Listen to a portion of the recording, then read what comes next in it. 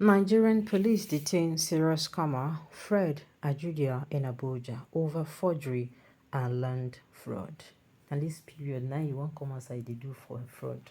Now this is me raising awareness. Please, before you venture into any business, no matter how you trust the person doing this business with you, this just struck my mind. I just feel the need to tell us to be very careful. This period, because of everything go on, some people their desperation is now over 1,000. They can do anything with your money, with anything. They can tell you, they can come in the form of business, and the business proposal is going to be looking very, very juicy. Please make sure you not allow your desperation take the better the better part of you, because now when you did desperate, they will get you. The news and detail, please. Sahara reporters has obtained all recordings confirming how Ajudua confessed that he had an armory of over 30 AK-47 rifles and other weapons. The Nigerian police forces arrested and detained a suspected serial fraudster Fred Ajudua in the Federal Capital Territory, Abuja, for land fraud and forgery. Sahara reporters learned from the police sources on Friday that Ajudua had been arrested and detained in Abuja for 3 days now.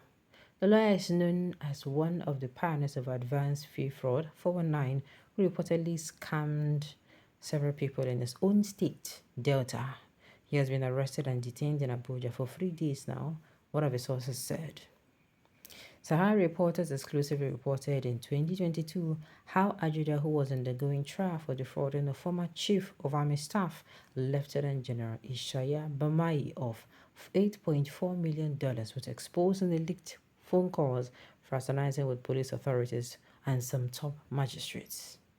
Sahara reported that obtained call recordings confirming how Ajuda confessed that he had an armory of over 37 AK-47 rifles and other weapons. He also confessed that he had gunmen that he used for any purpose, from self-defense to assassination.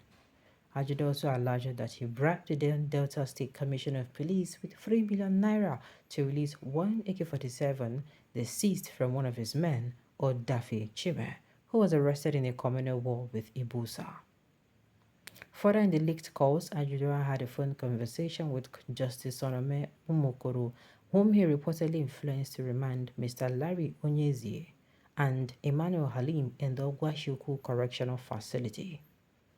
Ajudua, as far back as October 2003, was linked to 12 fraud cases, including an advance fee fraud of 1.6 million euros and another of $1.5 million, both committed in 2001.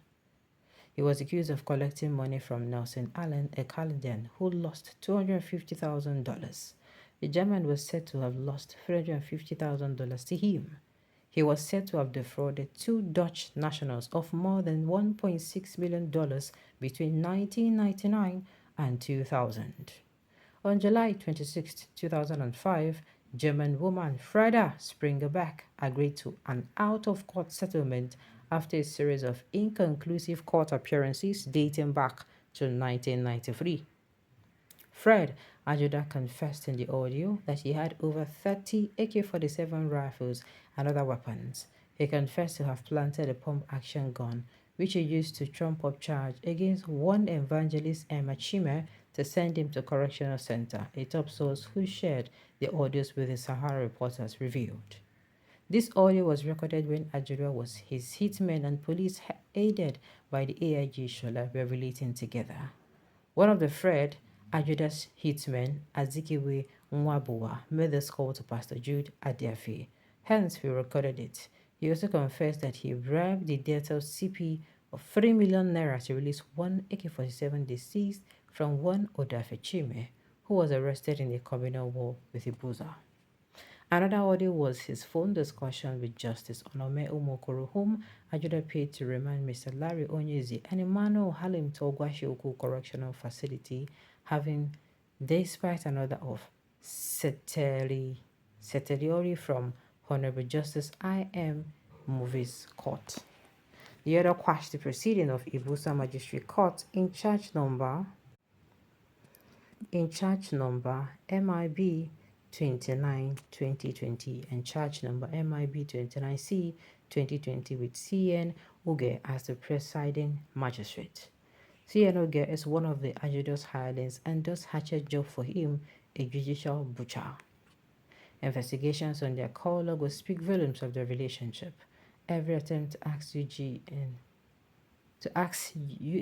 Uge to recuse himself from matters involving Fred Ajudua is always met with resistance and hostility.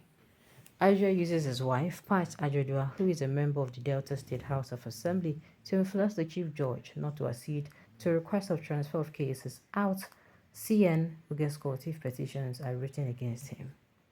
Example of such cases are MIB 11/2021 and MIB 65C 2021, all pending trial at Chief Magistrate Court, Abuja, where CN Uge presides. It is a case involving Ajudua against Michael Mwaboku and Emmanuel Chime. This letter to the Chief Judge was promptly acted on, but the CJ gave counter directive when Ajudua and Princess Pat Ajudua visited her. The CJ of Delta State is Teresa Day, the source said. The most recent of Ajudua's fraud trial was in December 2021 and was in Lagos High School, but ordered him to undergo the COVID-19 test at the laboratory of the Yaba Infectious Diseases Center. Justice Josephine Onyefeso gave the order following Ajudua's failure to reappear in court for his trial 3 consecutive times. The defendant has cited a contraction of coronavirus for his absence. In a ruling, Mrs. Onyefeso has claimed that in order to verify Ajudua's claim, he must be tested in the presence of both representatives of both prosecution and defense. She added that the results might be communicated to the court within 48 hours. Earlier, defense court Akinwole Kola Taiwo, representing the law chambers of Olalekan Ojo San, told the court that although Ajudua was on the court premises, he should not be mandated to enter into courtroom because he had tested positive for COVID-19. Now they see wetin this up. Now they see the kind of money with this person now be the real. Now this person be the real 419 now. I kid you not.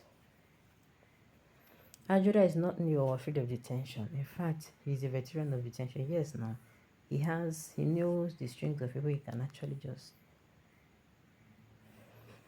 The job he knows best, even as a pastor now, he never changed. He's now for this business since the time of IBB government.